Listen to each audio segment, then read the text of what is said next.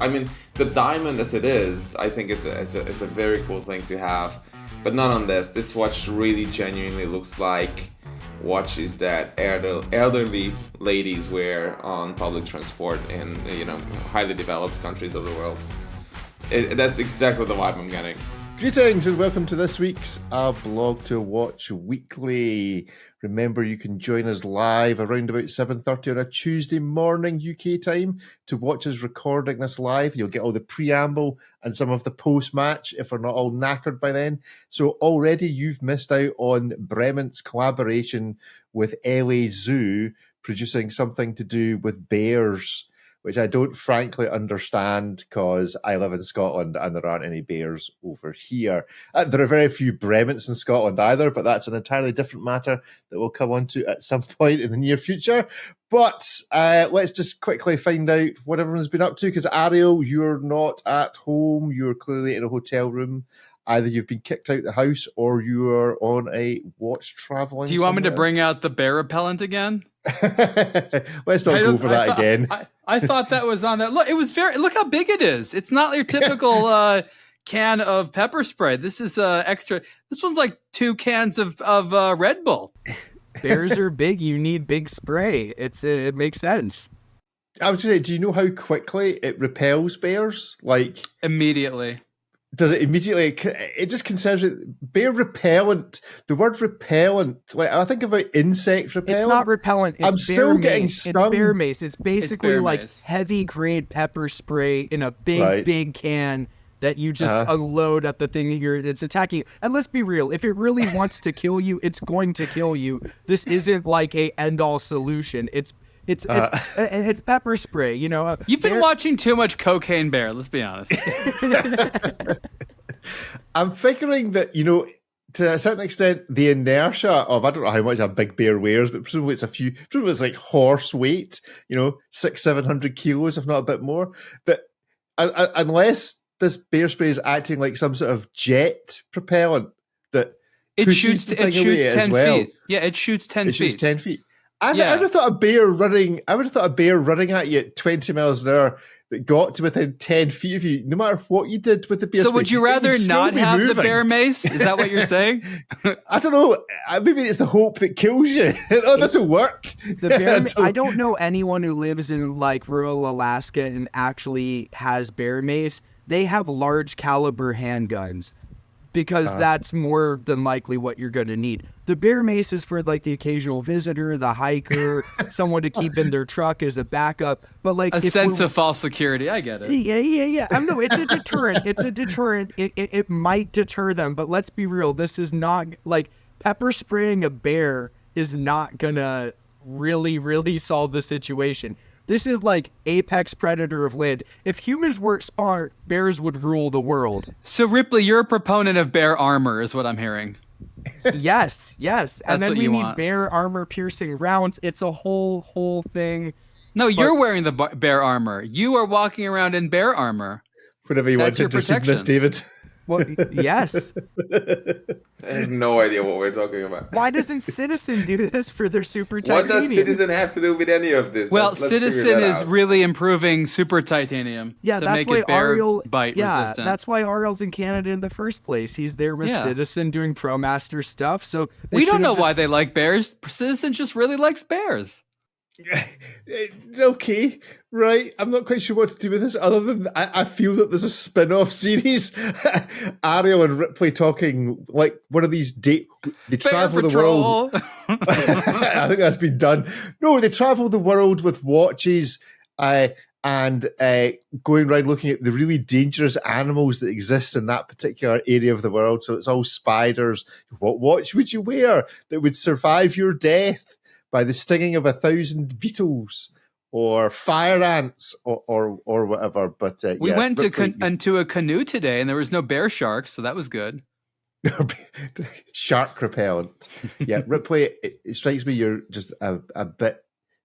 Is there something we need to know? Like, you didn't grow up in the wilderness raised by bears or anything. It just sounds like you're a bit too engaged in this. No, I grew up in Hollywood, but I like to go hiking and spend my time in like the wilderness and stuff. And like, depending on where you are in the world, there are bears, plenty in North America. And, it behooves you to know who, like, let's be real. Okay. And a bear is a much greater physical adversary than most other things you're going to encounter. So you have to understand your enemy. It makes sense to learn more about that thing that could actually take you down. It's not like just don't step on the snake or don't grab the spider. This is like a mountain lion, something that could totally kill you. Makes sense to know a little bit about it. Let's not get you talking about mountain lions. Can I make the observation that people who like watches tend to like to be prepared for situations they'll never actually have to be in? Just saying. Okay. Yeah, like it's helium escape. I suppose the helium escapement valve is the diving deep, representation flying of high, that. surviving in the wilderness. All these things that most watch lovers have never or will never do. I've seen plenty of bears. I've never needed a helium escape valve, and I've definitely never needed the equation of time. So, okay, just you wait. I want to hear from the audience. I want to hear from the audience about whether more people have used helium escape valves versus more people using bear spray. We have a new WhatsApp number, so if you wish to reach out, it's +44. I did send a jingle of this, but not used it. It's +44 7386 690 897. Helium escape valve or bear spray. That's live bear talk, 24 hours a day. So if you're listening on Spotify, you can go to the poll, and the poll for this week will be which of you used most, bear spray or helium escape valve. So please feel free to add that. In the meantime, let's talk about something, for heaven's sake, to do with watches. Ariel, give us some thoughts. Watch brands would be wise to abandon after-sales service and repair as a profit driver. Maybe they should just get in to making bear spray. Give us the lowdown on what has changed over the years and what you would like to see it changing back to. Quite shifting gears here. This is not a new issue, but I was prompted to write about it after some of the feedback I got after the last article where I was talking about the battle between watch brands and retailers. And I was reminded that this really started with watch brands versus watchmakers. In 2007, I remember reading articles a little bit before and a little bit after where there was a watchmaker that was just didn't know what to do, and out of desperation would publish on a forum basically saying, I can't do my job anymore. Brands aren't supplying me with parts. I can't fix people's watches. Therefore, I can't take their money. The brands all want to do it themselves, and they're getting themselves into a big problem, and they're going to charge a lot more and do a worse job. And now, well over a decade later, we have a situation where there's a lot less independent watchmakers. Watch brands definitely do a lot of the repair work themselves. People aren't exactly universally happy about it. And what I try to do is make an economic argument that this whole experiment about watch brands trying to profit off of doing after-sales service in-house doesn't really make sense, because it actually costs them an awful lot of money just to employ these people and to have these centers and to train them.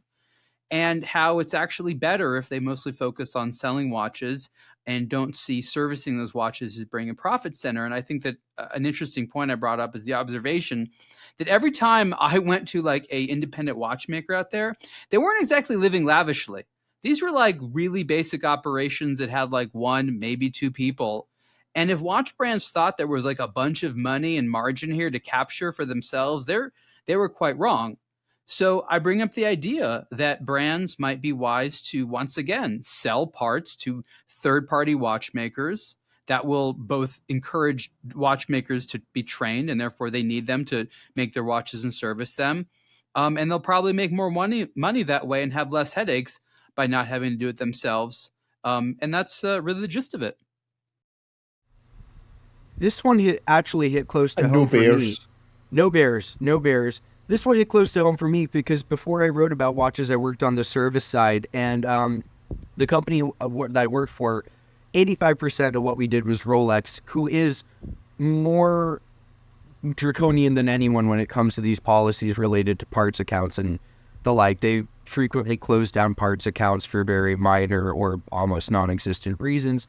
And what it ultimately is isn't so much a desire for Rolex to preserve or any type of revenue for themselves, but rather the replacement parts being able to be so widely available. If we look to Watchco and the Watchco Seamasters, which were basically Franken watches placed solely together with service replacement parts via Watchco with a standard time and date movement that was cross-compatible from another model, people would poach the movement and then basically take dial, hands, case, crystal, bezel, insert, everything in service replacement parts that Watchco was sort of backdooring, third-partying, making available, whatever, and making a genuine, it was a 100% genuine, made largely with service replacement parts, but that watch, the movement was never supposed to be a Seamaster 300. And so for Rolex, what it was is it wasn't that they were trying to, they don't need the money. They really don't. They don't pay taxes. They definitely don't need the money. What it really was they didn't want the part supply being so widely available where things could be put out backdoor. There's so many Rolex logos on parts that we will never see unless we take apart a watch. Take off a fluted bezel, look on the bottom rim. Take off a Daytona bezel, any bezel. Look on the bottom rim. There's a tiny Rolex logo. Any part with a Rolex logo cannot be just purchased. You have to trade it in. They have those policies on other parts. Obviously, something like a main plate where it's got a number, case, obviously, where it has to have a new serial number issued. Those parts are exchange only, but Rolex has been increasing their exchange only part supply, and it all has to do with the supply of parts rather than trying to maintain that service revenue avenue that they've been, that they have. To be honest, I don't think they want to deal with it, but they're so afraid of genuine parts getting out in the wild and then people modifying watches, people augmenting watches, people putting together watches. And I think that's where the crux of the issue lies, where they're then inhibiting customers to keep their watches running. Rolex is a very special situation. And you're right. Those very interesting things happen in the market when it comes to, I don't want to call them pure fakes, but these, watches that the factory never made. But most brands don't have that issue. And I think most people would agree that most brands who got into service did do it for revenue. Rolex had different types of considerations. I don't think for most brands, any type of operation would have the incentive of setting up and doing all those crazy things you're talking about, because at the end of the day, it would cost them nearly as much to make the watch as the brand.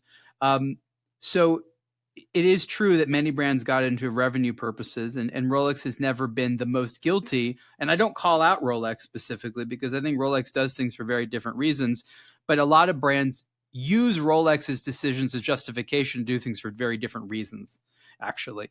So Rolex was, I think, a big enabler. But as Ripley pointed out, there's ways around that, like trading in. Like, if the watchmaker wants a new part, they just need to send in the old bad one. Right. So there's different ways around it. But at the end of the day, you can still control the market and make sure that there aren't a lot of like weird Franken watches out there.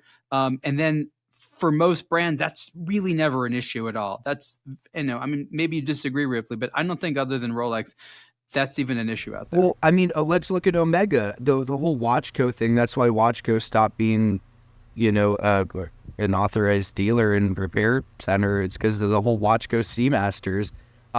There's an example of a brand, Omega, who I don't look at. I think they're a very different entity than Rolex, despite kind of playing in a similar market. But there is an instance of people making genuine, not original watches from these service replacement parts. And I'm sure if that's a case study with Omega, we could go look to others. And what's wrong with that? I know Omega doesn't like that, but as the consumer, if you have what is essentially a genuine Speedmaster, who's really being hurt at the end of the day? I agree with you 100%. Like, let's be real. If I want to go get a Porsche engine and just go buy a bunch of Porsche parts and put together a Porsche, cool, good for me. You know what I mean? Like, I'm not getting a letter or having these ridiculous policies, and I can take it to a variety of different shops who can keep it running. I entirely agree with you, but I think that's the brand's rationale. And as we see with so many things, however Rolex decides to do something, so many other brands jump on that bandwagon, whether or not it's actually makes sense for them to do so. So what is the future then? Are we in a situation whereby as less and less, or fewer and fewer, just because I know Christy's listening to this, criticizing my grammar as we speak, as fewer and fewer people become watchmakers because they don't want to work for the big brands, or having been trained by the big brands, they realize how impossible it is to set up independently. But, they want a change in pace, a change in lifestyle. They want to move somewhere remote. And so they just get out of the industry. Are we in a genuine crisis? Are the watch brands really understanding, or think that they're witnessing a crisis of staff that are going to be able to do the repairs that they're promising, especially when you get into the increased guarantees? You only need to service this every 10 years. Is part of watch brands saying that, them almost trying to put off the problem? Yeah, don't bring this back every 3 years, because if you do, we're not going to be doing with it. Bring it back in 10 years. We'll have solved the problem by then. There's a lot of that. There's a lot of pushing the can down the road. So that is absolutely an issue, where a CEO is going to be like, well, I'm making all these watches today. By the time most of them need repair, I won't even be working here anymore, and it'll be a while down. So that definitely happens quite a bit. I do think what has to happen is brands need to see a financial incentive of giving the work to someone else. No one's just going to be like, I wonder if we start selling parts, if watchmakers will come. Brands will need to find themselves in a pretty sticky situation where a lot of people are demanding repairs and they can't handle it. And they actually already do this to a degree. There's a bunch of service centers that have exclusive contracts. And so when you send your watch to a brand, rather than the brand fixing it, they just send it over the center. And that's very similar to the way it sort of used to be, except that the consumer goes through the brand. So that still happens. And these types of people are still out there, and it could ramp up. They could get more. But it really has to do with, I think, brands first determining that there's a problem out there, because they're not do it themselves. And the last thing I'll say on it is that a lot of the people in the watch industry, and this would, of course, piss off a lot of people that love the product, but people are seeing it as a commodity, are saying, wait a minute, you're right, we won't be able to fix them, but why do we need to? Our business model is making new watches. So why don't we just take it in and tell them you're sorry and send them something else? And if they get pissed off, send them something else after that. Like, the number of people that aren't going to be okay with some negotiation or another watch or a free watch or something like that is low. So for them, there's more benefit to just keeping to make new watches than thinking about the wisdom of being able to fix every single one of them. David, you just been sitting there thinking about bears? No, I'm way past that. No, it's just interesting because it's a balancing act, but it's been an issue. I remember for a long time that people complain about long lead times. A watch sometimes breaks a couple months after you bought it, and then you say goodbye to it for the next 6 months or maybe even longer, because there's just not enough manpower to to dedicate to fixing it. So it's a whole can of worms, this whole after sales servicing and all the rest of it. And sure, there is a revenue making element to it for the brands, but there's also a customer element. And when everything seems to be broken from every angle that you look at it, that's probably a good hint that it needs to be revolutionized in more than one way. Yeah, just to finish this off, you mentioned there about the watch goes away for 6 months.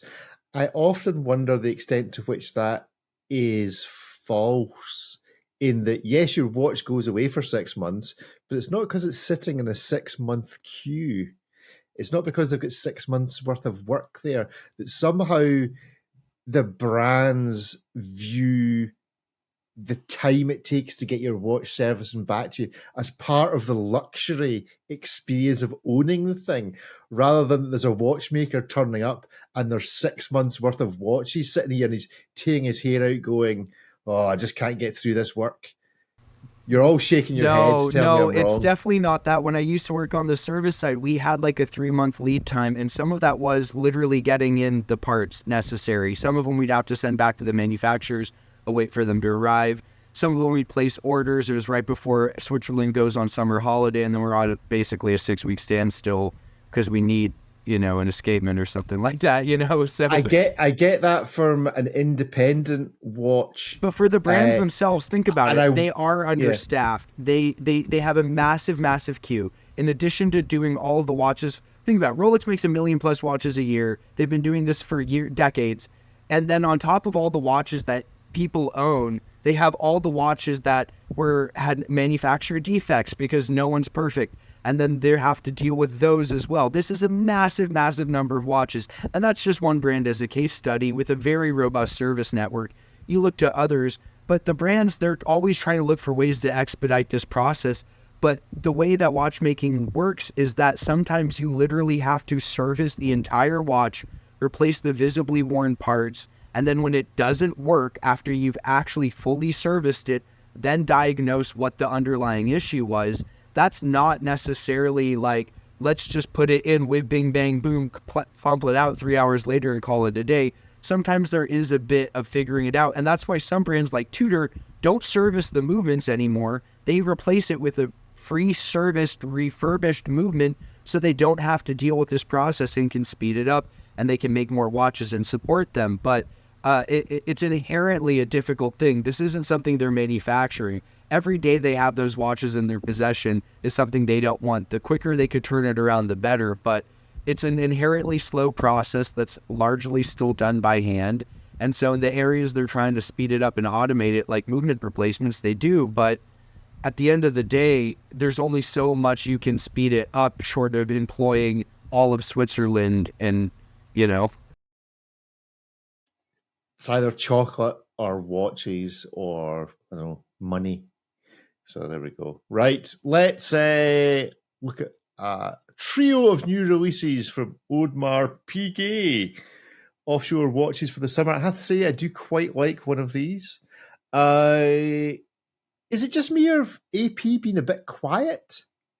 And this doesn't feel like maybe it's just there's no been any Marvel movies out recently that they can put characters on watches. But it just feels like AP haven't been at the forefront of everybody's coverage in the last few months. Anybody else under that impression, or is that just me sitting here in lonely Scotland? They've been going through a change of leadership. You know, I feel like that's kind of to be expected. These are some easy releases, maybe some stragglers from the old guard. But yeah, it makes sense for it to be a quiet time for AP right now.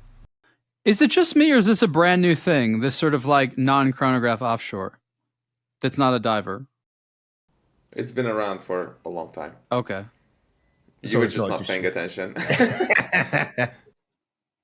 Haven't seen one before, but that looked new to me. So then I have nothing to say. Look, Audemars Piguet did their own thing. They had their own stores, their own distribution, their own marketing, and I think that we all expected that the longer that happens, the less connected they're going to be to the rest of the industry. This chronograph is very nice looking. Although it has been made in the comment section that these are all renders, I find it difficult to tell as to they are. This does look like whether this is a render, whether this is real. It's a render. Audemars Piguet is pretty guilty of renders that don't look like the real. Like the watches look beautiful in the renders, but I don't know about you guys. Mm-hmm. I've seen plenty of Audemars Piguet's watches between the renders and the real thing, and it's thematically the same watch, but there's some big differences. I remember one that was recent was that I think it was the one they did with Travis Scott that kind of it was supposed to be like a brown one, and then like in the renders it was just very rich brown. It looked really nice, and then in person, and because brown is hard to do in ceramic, it was sort of a more gray brown. It didn't look kind of as brown in the light, and it didn't look the same, and that's I think a perfect example. Well, this feels like one of those ones whereby we should be taking a photograph of the render versus the real thing, and then going into McDonald's and taking a photograph of the image of the burger on the menu, and then what you actually get in the box. So if somebody would like to make that meme for us, then we can use that. Is that what we're saying? That actually, to a lot of extent, when these watches appear, they're kind of a bit. Look, there's plenty of beautiful Audemars Piguets. Perfect. That's literally the only thing that I think they tend to be very good at is they make some very beautiful men's jewelry watches. But they're also guilty of maybe misleading a little bit. So while they do have nice stuff and it's not ugly, it's for whatever reason, they don't feel confident having pictures of the actual stuff.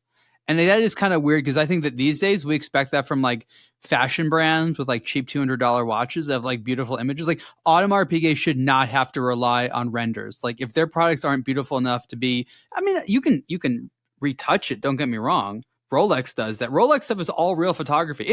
It's so touched up it ends up looking like a render, but it's actual photography. I know that for a fact. Whereas you're right. I don't think that these Audemars Piguet images ever started as like real things. These are pixels now, and they've always been pixels. A pixel now, always be a David, pixel.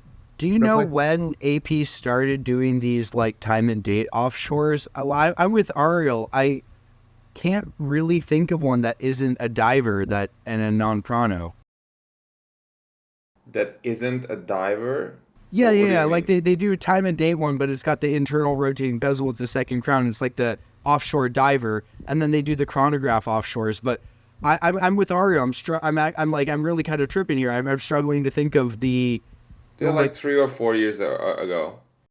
Do they not do much with these? I honestly, is it so forgettable? It's just from memory. Or they are definitely at least 3 years, but maybe they were only updated 3 years ago. I found my article. It's in 2021 with this internal rotating bezel, time only, Royal Oak Offshore. No, these have no bezels. No, but that's what I mean. That's the internal bezel. That's the diver. This is like a time and date, no internal bezel one.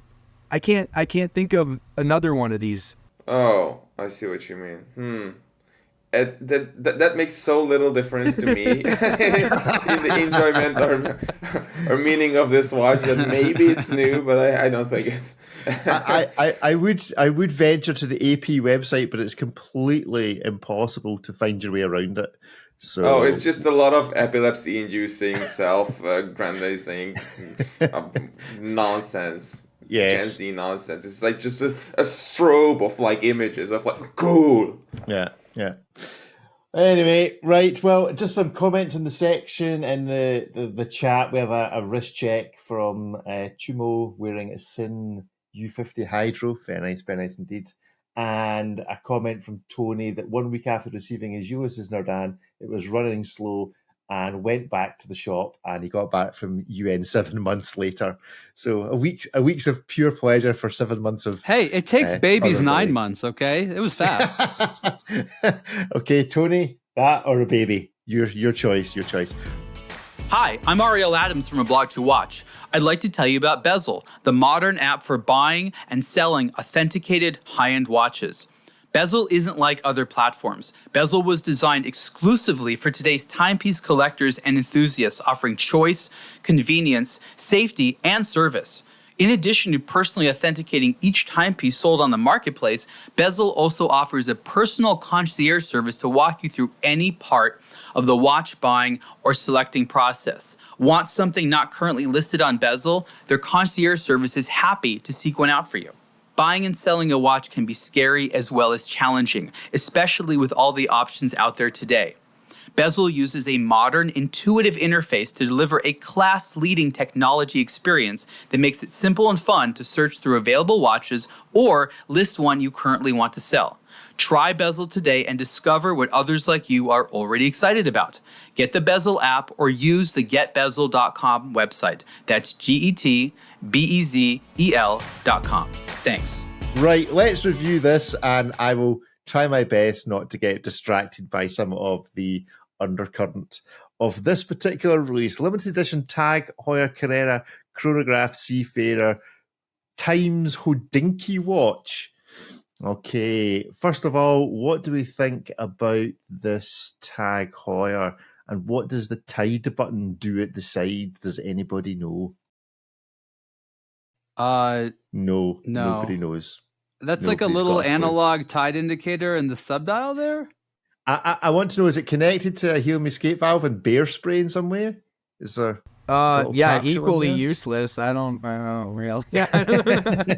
maybe like it sets the tide, like when you push it advances the hand maybe at one position. I don't really know how these analog tide charts work. Yeah, I think it's something like that. I barely understand the digital tide charts, which are exponentially more user-friendly, and some of them are like radio-controlled if you get a Casio. So this falls into the realm of I just look at the tide and see if it's high tide or low tide, and then track back, kind of look at the regular number of hours. Yeah, and I've go had back that from there. complication on G-Shocks and ProTrek watches for a long time, and like I'm always wondering, like, is this accurate? You have to know. I think you have to, of course, know the beach, right? So the longitude, latitude is important. So you'd have to use some reference and then set this to the reference and then know how to read it. And then it tells you if it's high tide or low tide and if it's going to a high or low position, I guess. But this is almost like the astronomical things. Like the advantages of the digital one that's connected to the internet is like vastly more. Yeah. Yeah, and I figure this is this is just derived from a chronograph, so it's probably just kind of doing something based on sort a standard elapsed time sort of something, and maybe something you could zero, but complex solution to the simple problem of looking at the waves. Take a look outside. So that leads me to my next question, which is why the need to do this as a collaboration with Hodinkee or anybody for that matter? Why not just produce this as a tag? I don't have any idea why anything is a collaboration or not. I have no idea how those decisions are made. It's mystical stuff. Mystical stuff. I mean, this is on the back of Hodinkee saying, effectively closing down Crown and Caliber. Well, tags getting out collabs. of selling watches. Why was the F1 like a Kith collaboration? You know what I mean? Like, Tag does things. They like collaborations. That's the most I can say. They collaborate with everyone from like motorsport races to watch blogs to sneaker stores. There's no discrimination over there. So I guess they just thought the collaboration would draw more attention to what's a pretty esoteric concept, considering none of us actually know how this thing mechanically works. It mechanically works. And as you say, Ripley, you're probably just better looking out the window. I mean, is it going to make any difference to what you're planning on doing, depending on what the tide is? But the thing is, it's not a surf watch. It's not one of their dive watches. And so that's a useful thing when you're in the water. The only other people that would need to know that are like fishermen and some boating people. Yes, I don't think you're presumably. I mean, it's 100-meter water resistance, which is interesting because it doesn't look like a kind of watch, especially with a big button on the side. Just don't push the buttons in the water. I'm sure that's one of the stipulations. When surfing, there's huge water pressure on you, and that increases it. So I would not use this as a watch to take in the ocean. And presumably, if you're in the water already, then pushing the tide button to find out whether it's high or low tide is kind of irrelevant at that point. You're in the water. What are you going to do about it? But yeah, it's just a bit of a weird one. Especially I felt as a collaboration, and without going into the whole thing about Hodinkee saying they're not selling any watches and then putting on. Isn't the idea of a collaboration with a store where the store feels confident they can sell it? So, I mean, correct me if I'm wrong, but it sounds like the Hodinkee store felt like they could sell this and therefore said, make it. I guess it's their confidence. Yeah, well, you can go and have a look at areas, Joy of Joys, $7,950. Available both in authorized dealers and the Hodinkee shop at 960 examples. 960, is that something to do with Porsche? That sounds like a Porsche thing. 968 of something. Is that a relevant Porsche number? No? Does anybody know? Any Porsche experts? I know 911 is, but is 968? That just feels like it's... They had 40 examples somehow. They had to give to friends of the brand. Maybe, what's the date again? So it's at 968 examples of the Tag Heuer. Probably in 1968, they probably came out with some other Tide one, but they felt that 2,000 watches was too many. Right. Okay. There was a 968 though, but so that was cool. But it's a front engine coupe. But what does that have to do with the Tide? If your Porsche is in everything, the Tide, the same. If you're a Porsche guy, you know, man. This is the whole bear spray argument. Your race again. has gone so sideways. If you are needing to know the Tide, the Tide in your Porsche. Dear me. Good stuff. Right. Finally, before we do hit miss, maybe we have some semi-breaking news, if I can find it, which is on Watch Pro. We have covered the highs and lows of Bremont in recent releases. You can watch our hit miss maybe video on the latest tourbillon, but this broke there yesterday, increased losses to £14 million. This is 22-23, so this is pre-brand change. Bremont probably not the only ones struggling. They've obviously spent a shed load of money doing stuff, but what do we think is going to happen here? Is this does this reflect? I mean, I just can't imagine how this is not a long-term problem. Talking about a company that's basically made watch money collectors once. Hate it when watch brands make money and like it when watch brands don't do it for the money. So I think this is great news. You think it's great? It just shows that they're committed to it. It shows they're not committed doing it to for the art cash. form. They're not passing on their costs in an unfair way to consumers. I don't see what could go wrong. I think that's a great. I think you should be employed by Bremont for they have marketing their investors. latest Clearly, results. they can pay the bills. Yeah, look at how much value you're getting for the money. Bremont is in the hole millions of dollars to create these watches that they're offering to you for the measly sum of a few grand. This is, look, if they're a loss leader, if I've ever heard one, The marketing go writes buy itself. a Terra Nova. Yeah, absolutely. Yeah, I think this is like there's a story of like some lord back in the day who always bought Jags and famously had the conversation. I'll try and find it on the internet somewhere, that he wasn't prepared to pay sticker. He was only prepared to pay what it actually cost him to make the Jag. So they told him it would cost him twice as much to buy the Jag, because actually, like Bremont, it appears it's cost him twice as much to make the watches as they're actually selling them to us for. So yeah, every watch is already 50% off. I think it's a great marketing strategy. I'm not sure it's one for the long term, but yeah. And David, as we reviewed this, pointed out the great last phrase in this, which was the director's remuneration. We've been Frederick Constant for some reason. Director's remuneration almost doubled to £1.1 million. So all the while making these losses and the investors pumping money in, the directors were taking out twice as much money, which just seems a bit of a strange way to try and run a watch brand into the future. Is there a way back from this? I mean, obviously they can keep going if somebody's prepared to keep footing the bill. And Ariel, you've pointed out in the past how Bremont and others are not the only watch brands that are effectively like football clubs. You know, they're just very rich people's playthings. You know, I own a watch brand. Yes, it's costing me 20 million quid a year to own it, but that's just what they want to do. My interest in this industry is in the product. Everything that we've learned about how these companies are run, both in a modern day and historically, means that if we were like there at the time, especially historically, we'd be like, how is this company even running? Their priorities are all screwed up. Like, I don't really bother myself with that. I ask myself, is there someone there that likes product? And is there someone there that has a vision? And there's someone there that likes product, and there's someone there that has a vision.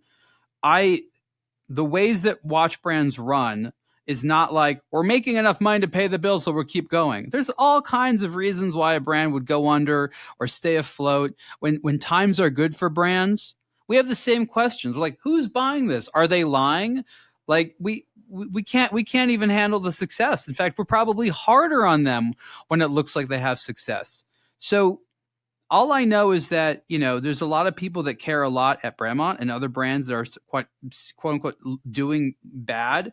None of us are investing in watch brands. So in a sense, it's not like it's not interesting to talk about it, but I don't know that we have to come to some conclusion on where things are going, because ultimately our only interest is, do they have incentives to make cool watches? And do they? I think they do. They're hungry for acceptance right now. They've just had a lot of negativity on their watches. If I was Davide right now, wouldn't you be thinking, I want to tell those people that I can do it. I want to show them. I want to make them all change their mind. I want to rub all the things they said in their face. Like, that's probably what he's thinking. He probably wants to show everyone what he can do. I bet he's using this time right now to probably do some of his best work. At least I hope he is. Mm-hmm. Mm. I mean, at least the advantage of making a loss is that when you do make a profit, you're not going to need to pay any tax on it. So maybe they're just building up the losses. Oh, yeah, the carryover losses, beautiful stuff. Carry those losses over, build it all up, make a stonking profit on the best thing since sliced bread, and their quids in. It's going to take such a long time to turn this around financially. This isn't the sort of thing. Reporting on company financials to me is like one minor step above like gossip. Like, do you know what so-and-so made? Can you believe they lost that money? Like, it's none of our business. You know what I mean? Like, I really feel that way. Like, no one really knows what's going on. I'm not sure where this information came from. It's probably not in context. I just don't know that it's our business to have an opinion about it. Oh, this is from their 2022-2023 accounts saying that they lost this much money. Okay, I've read a lot of these accounts from a lot of brands. It's all gobbledygook. If it's that bad, what they're saying, I'm sure it's really worse in reality. It's just, I don't know if we should think about it. Yeah. Okay, David, Ripley, any opinions? This is, investing in a manufacturing facility is a long game plan, and they didn't start the wing that long ago. Saying like, they've lost a ton of money since they sunk a ton of money into this operation that's only had a few years spread across a handful of models, even within their collection to recoup the investment. Of course it's lost a ton of money. That's not surprising whatsoever. It has not been nearly long enough for the wing to recoup any type of investment. That was a huge financial outlay for not that big of a company. And the benefits of this are going to be realized many years in the future, but this many years after they finished setting it up and started producing their in-house calibers, for that to be profitable at this point would have not made sense. It makes sense for them to be in a deficit right now. This is sort of the natural swing of things. Obviously, some of this will correct, but in order to start having that adaptability, that flexibility, that manufacturing prowess, you do need to sink that capital in. And when you spend money, it shows up as a deficit, regardless of how much money that may make you in the long run. Okay, well, I guess we see what 2024 holds, because that's when they spent however many tens, hundreds of thousands of pounds going to Geneva, bringing out a full new range of watches, presumably having to write down a whole load of money on the stock of the watches of the old brand that they had. So let's see what happens. Right, we're going to play Hit Miss Maybe. I don't know if Ariel's hanging on. I know you've got to go and hunt bears or something, but we will let Guy into the room. So here he is. Good morning, Guy. How are you? Good morning. Good, thanks. How are you? Not too bad, not too bad. Let's Rick, delve in. I probably should leave. I have to wake up in like a few hours. Ariel needs some sleep. Just make sure you sleep with your bear spray under your pillow. Oh, well ahead of you, man. I'm gonna cuddle with it. Close. Keep the windows shut. That sounds dangerous. Spray a little in my mouth. CS gases himself in the middle of the night. On that bear repellent note, I will. I'll see you. Cheerio. Wish me a bear-free day tomorrow, okay? Have a bear-free day. Just make Okay, sure. bye, Where'd you carry it? Hold on, just one question before you go. Yes. If the bear is coming, presumably you need to carry it. Do you carry it in a holster? There's no point in having it in the bottom of your rucksack. In the back, bears are very polite. They will wait. Rucksack. If you make it clear you want them to hold on a minute, they will stop. They will take a breather, and I will take it out of my bag. Okay. It's very that's honor. fine. Yeah. You put it in the water bottle. You put it in the water bottle pocket in your backpack, so you can easily. So I accidentally drink it. Right, Exactly. Yeah. So bear, what we're saying is bears are an honorable species. They'll give you a chance. Yes. It's yes. like That's why they've survived so long. You know. Okay. On that note, have a bear-free day. Cheerio, Ariel. Bye. Cheers. Good. All right. That leaves the four of us to play Hit Miss Maybe. Let's start as we normally try to do, a bit of a wrist check and a location check. Ripley, I see you're back in front of the Great Wall, but what are you wearing? And in particular, we haven't really dealt with your sartorial elegance this morning watch brand inclusion. So give us a run through. Back in Los Angeles, back to being only 12:30 a.m. rather than 3:30 a.m. when we're having this conversation. Wearing the Citizen Pro Master Fuji Subo, recent addition to the collection. This just makes me wonder why you'd pay $1,200 for a Pro Specs. That's a whole other thing. And then decked out, head to, I guess, belly button in 7 Friday swag today. We got the corduroy hat. We got, I have not a clue idea. but there you go. Yeah. No idea what that t-shirt's supposed to represent. Go check out the video on A Blog to Watch Weekly Live to see and interpret Ripley's t-shirt for us. David, where are you? What are you wearing? I'm in Budapest, and I have on my table a number of these things. Ooh, what is that? Ooh. Okay. It's Is it sapphire? It's a Gaga case? Milano crystal watch. Crystal watch. What's it made out of? And I must K9 something. Oh, That they just K9. It's like like boy, mineral glass. have they attacked my senses? When you said send me a watch, they sent you literally all the watches. Oh, you should have had them all the way down your arm, just all Yeah, next I think to for each the end other. of the show, we want to see them, Hayek style 14 watches on one wrist. It's an attack on my senses, really, and taste. It's crazy. I've never ventured outside the house with one of these on, to be honest. And you're not about to start. Take the bear spray with you. Maybe that'll Yeah, have the same I impact. would get bear sprayed if I had one of these on. Guy, where are you? What are you wearing? I'm on the south coast of the UK. I'm wearing the Detrashed Like Mania today, which is dropping today, which means nothing that we're recording, but it feels really boring in comparison to what David's just showed now. Everything is, so that's unfair. Well, just to be even more boring, I'm in Scotland and I'm wearing a Panerai, so there you go. Okay, so first up, watch for this week. Let's choose this from Nivada Grenchen. Ripley, you did the review. Hands-on, Nivada Grenchen Depthmaster Bronze Pac-Man watch. First question is, did we call it the Pac-Man watch, or did they call it the Pac-Man watch? Well, actually, they called it the Pac-Man watch as a response to the collecting community calling it the Pac-Man watch. Right. This was one of the original dial styles for the Depthmaster, and as you can see, the 6 and 9 kind of look like a deformed Pac-Man, hence the Pac-Man nickname.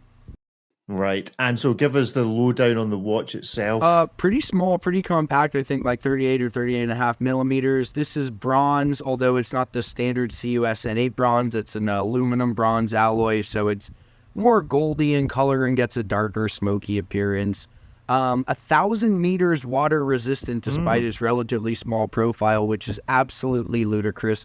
Yes, of course, it has a helium gas escape valve.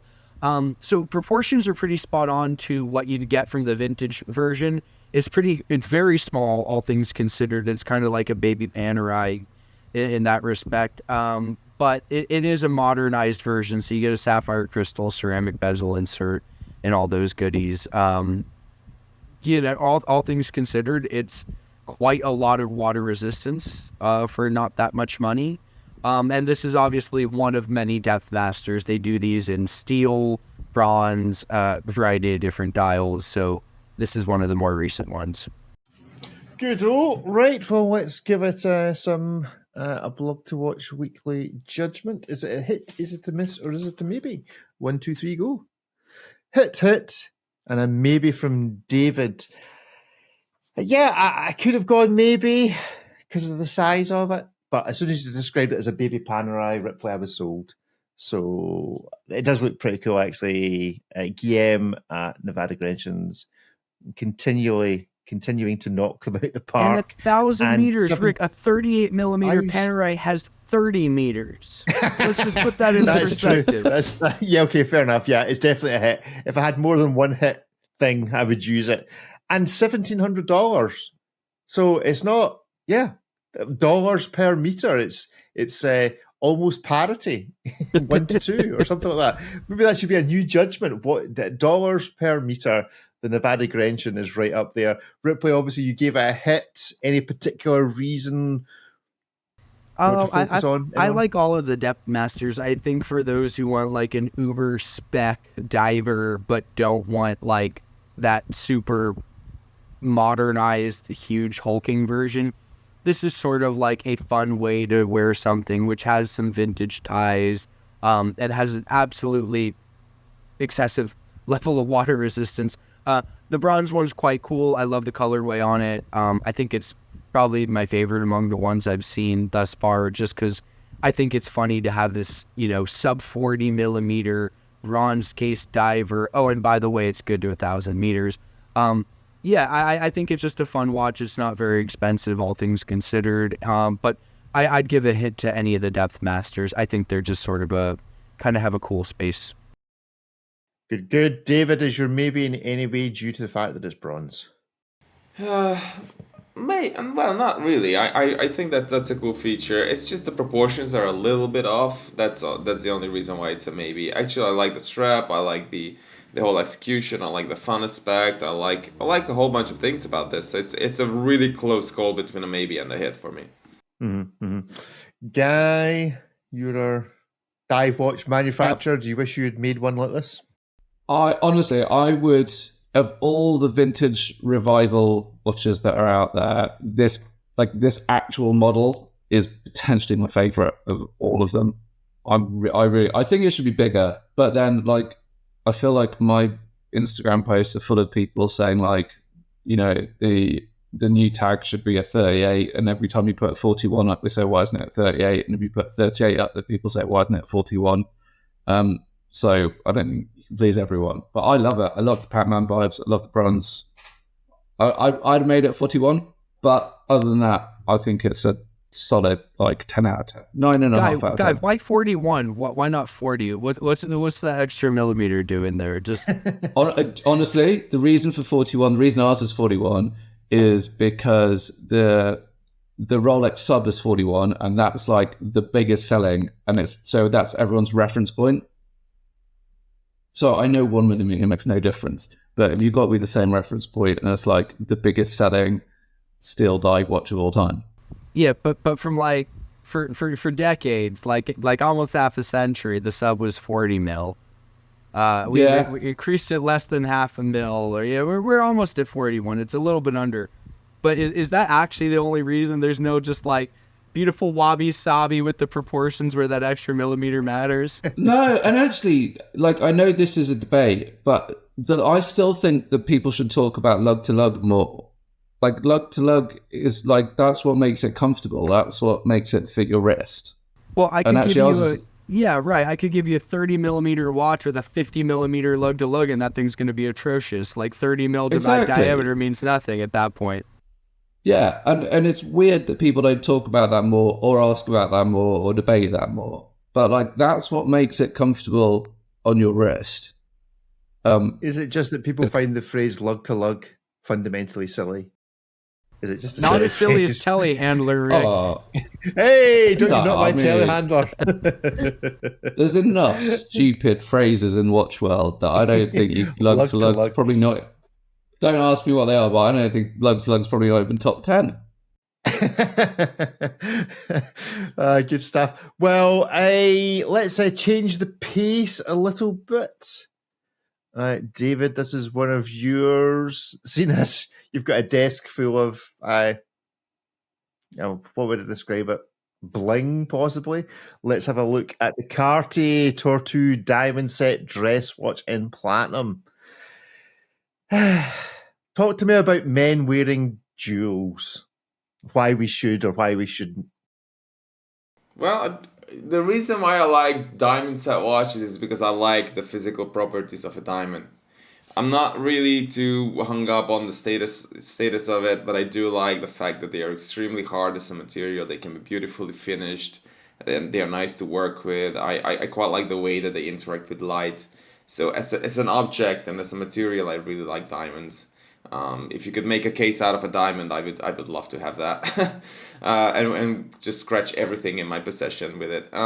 So yeah, I think that's a cool. I mean, the diamond as it is, I think is a very cool thing to have, but not on this. This watch really genuinely looks like watches that elderly ladies wear on public transport in highly developed countries of the world. That's exactly the vibe I'm getting. And there was me thinking you enjoyed this watch, but there we go. Talk to us about the Tortue. What's the history of the Tortue shape within Cartier? Oh, it's at least 1,000 years old. It's which is cool. It's like the same thing. There's nothing they can do with it apparently. One of my least favorite aspects of this watch that threw me way back, not 100 years, but more like 20, to the dawn of luxury watchmaking, is that the caseback says in French "mécanique," and that's all you get for 50K, and it's basically probably a pretty rubbish movement that's very poorly finished. Has a measly power reserve of barely, not even 2 days, maybe a day and a half. So you pay $500,000 for mécanique in a text that's different to everything else on the caseback, and it's just really such. I'm not even sure what the right phrase is, but it's people. I think Cartier is taking their customers as fools here. When you spend this much, over $50,000 for a watch, and you get a movement that's, again, mediocre at best, but they have the bare cheek to put mécanique on the caseback to make you feel better about it. It's just really a low point of this watch, I think. I wonder how Well, there we go then. Let's pass some judgment on this. Is it a hit? Is it a miss? Or is it a maybe? 1, 2, 3, go. Yeah, I was going to give this a hit, but David, you talked me into it. That's the power of good journalism. It's the price of that thing. My God, that's the big sticker. I was thinking maybe, but when you said the price, oh no, thank you. The price of the caseback shot, and yeah, now it's stuck forever as the elderly. Even the strap color doesn't help that get out of there. Yeah. Yeah, 59,000 USD. Yeah, just old lady on public transport watch. I think it's a whole new category of drop-down menu that's required on the website. Are you an old lady? Good. Do you take public transport? Then this is the watch for you. Guy, you gave it a miss. I mean, I hate jewels on, especially on men's watches, but I don't really like jewels on watches. The one thing I will say that's executed very nicely is that shot. Whoever did the shots, it's a very nice shot as well. The shot of the buckle, with the diamond set on the buckle, is actually really nicely executed for its one redeeming feature. But yeah, it's so not the redeeming nice. feature of this watch is David's photography, is what we're saying. Of the buckle, yeah, but I just think that's really. You'd pay $60,000 for that shot. The buckle's good. The buckle's very good. I like the buckle. Isn't it? Yeah, I'd go put that on a little steel sports watch, and there's my little flash of bling. And that is subtle bling, taken to the max, like a diamond buckle on just a pure steel watch would be kind of cool. I agree, that's a cool detail. But other than that, it's I mean, I kind of agree with what David said. It's you are taking the piss out of your customers with this. It's not good. It's not good. Ripley, any redeeming features? It's made out of platinum. That's cool. No, I mean, it's not especially pretty considering Cartier specializes in pretty watches. It's not in any way innovative. It's kind of the most basic expression of this design. Even if they wanted to clad the bezel and lugs in baguette diamonds, it would have created a more striking appearance. It certainly doesn't have an elaborately finished movement, nor a complicated one. And it is shockingly expensive for what effectively could have just been a steel piece and give you 99% of the same sort of impact without... Just give me this in steel with a different strap, but keep the diamond buckle and offered it $5,000 and maybe we're talking. But this is a categorically different purchase at that price point. It's $50,000 too expensive for what it is, in my opinion. Okay. David. It does go forward, though. The time goes forward, which is nice. Cartier can still do it winding back. Lisa and Cartier, you can actually tell the time in this one. Yes, that's true. You don't need to take a course in order to tell the time. David, would you have liked this had it not had the diamonds on it? No, well, I'm not really a fan of the Tortue. It's not the most, it's not the most beautiful Cartier out there. It's not the most elegant, so it's just not it's not a Cartier I would be getting probably. Yeah, it's just not a good watch. Why did we send this to you to do a hands-on review with? for excellent journalism, as you kindly pointed out, and photography of buckles and buckle yes, photography, to highlight the virtue of Cartier sometimes. As they were sitting there deciding who do we send this watch to review, we thought this has got a great buckle on it. You know who takes the best buckle shots in the whole of the aBlogtoWatch world? David. Let's send it to him. Maybe it's me. Yes. Okay, right. Finally for this week, fresh on the website, and this has been reviewed by Ariel, is the Bell & Ross BR03 Diver Matte Black Ceramic Watch. I too have had the opportunity over the last few weeks to handle this. I'm sorry, I'm going to preempt the hit miss maybe. I love this watch. This was great. I was very surprised about how endearing I found this watch as a Panerai wearer.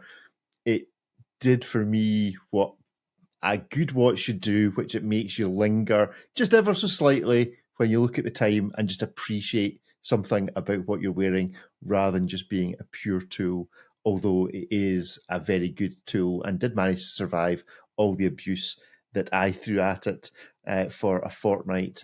I didn't get a bill from Bell & Ross once I sent it back from them, so obviously it did survive. But gentlemen, what do you think of this particular watch from Bell & Ross? Is it a hit? Is it a miss? Or is it a maybe? 1, 2, 3, go. Hits. How's David's? Giving it a maybe. Ripley, why do you think it's a hit?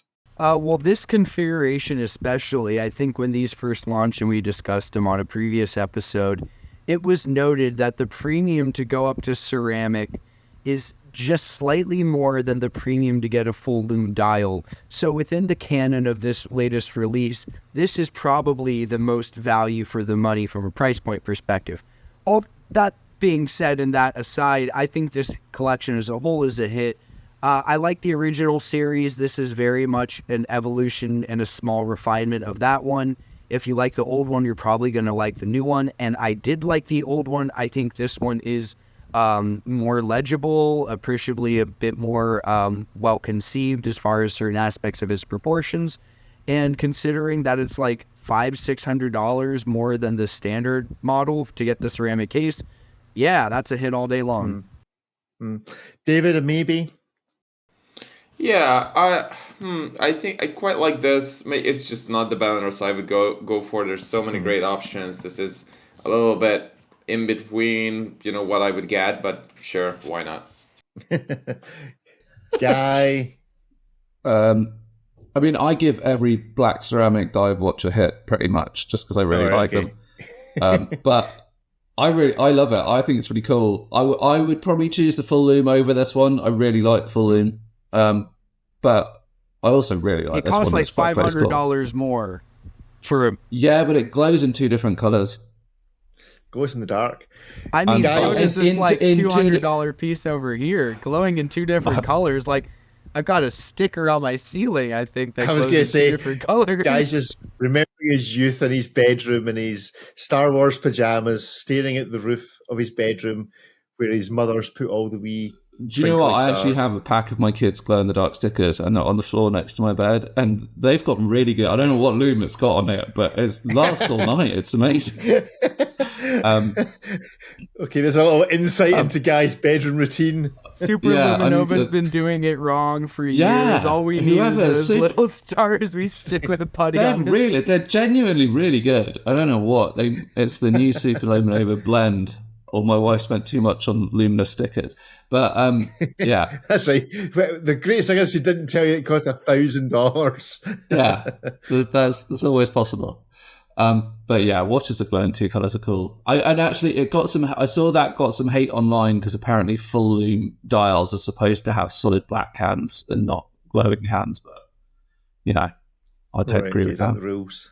All right. Apparently, I didn't get it.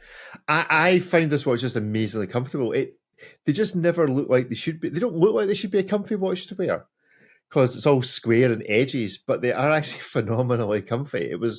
And the rubber strap, it was certainly equivalent to my Panerai in terms of comfortability. I would almost say it was slightly more comfortable, but maybe that's because it doesn't weigh the same as a bag of sugar. But I really appreciated this. What? Yeah. It doesn't weigh as much as a what? A bag of sugar. What did you think I said? A banger shooter. I'm like a banger shooter. I'm like that's definitely a Scottish bin. I don't recognize that one.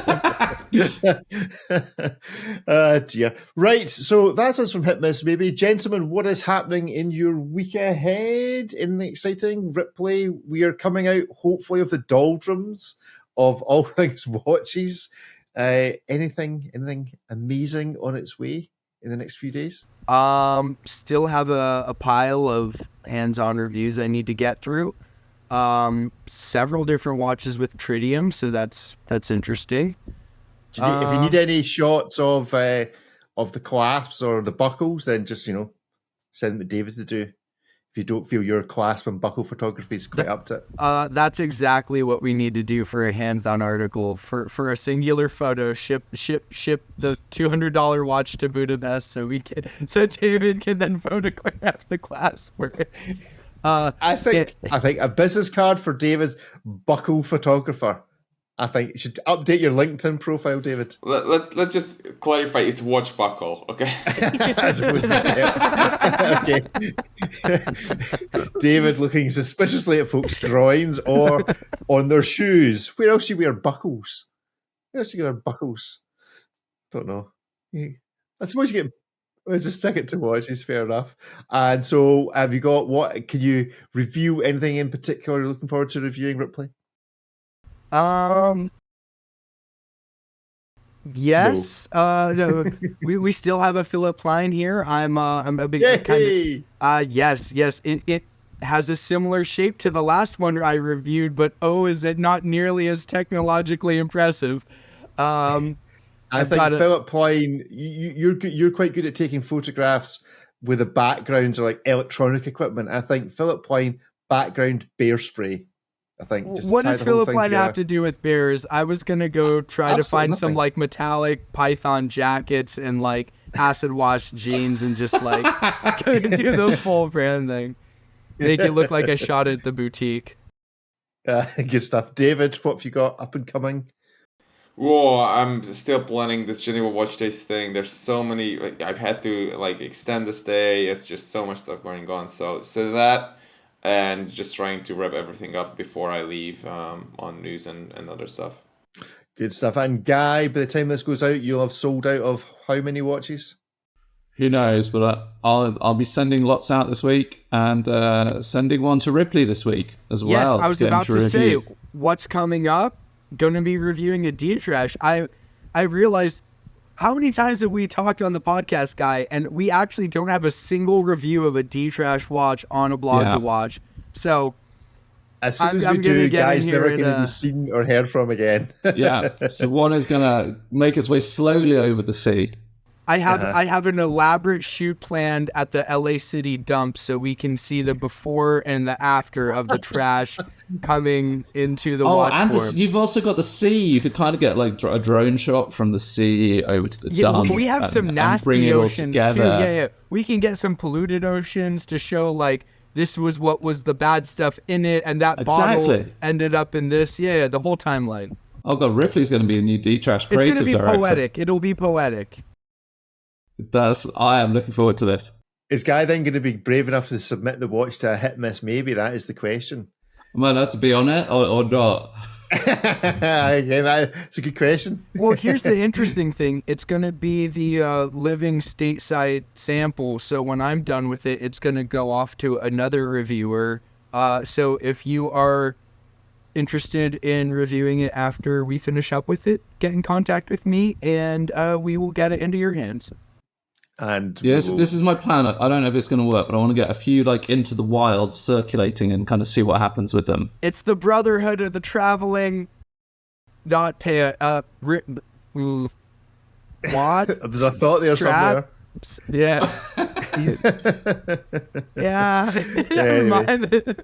It works. Well, if you can come up with any good names for the traveling watch from D-Trash, then do let us know, and we'll pass that on to Guy. You can get in touch with the show podcast at aBlogtoWatch.com. You can also WhatsApp us on +44 7386 690 897, and we have a WhatsApp message from Kevin, who you occasionally hear the show, so we'll play you out with that, and wish you all a great week ahead in watches and whatever you get up to. Goodbye. Have a good one. Bye-bye. Bye, everyone. Greetings, aBlogtoWatch. I just wanted to let you know that I will be hosting the Best of British event for 2024 in Brighton this year.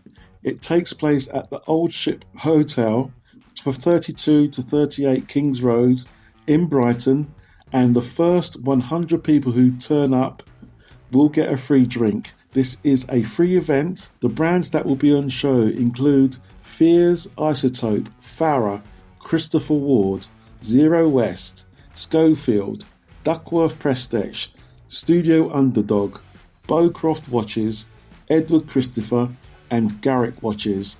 This is the first time that Garrick Watches has done an exhibition in a number of years. They will be showing off new collections, new releases, and it will be a wonderful time to have time with the watches from the brands in your hands. There will also be a Q&A with the brands, this time hosted by the wonderful Scarlett Baker, writer for GQ Magazine, Oracle Time, and other publications. We will also have the Real Watch Brothers, who will be able to take a professional photo of your watch and also give you advice on how to take the perfect Instagrammable watch picture. Forward to seeing you all. Do not forget, this is a free event and the first 100 people will get a free drink. Bye!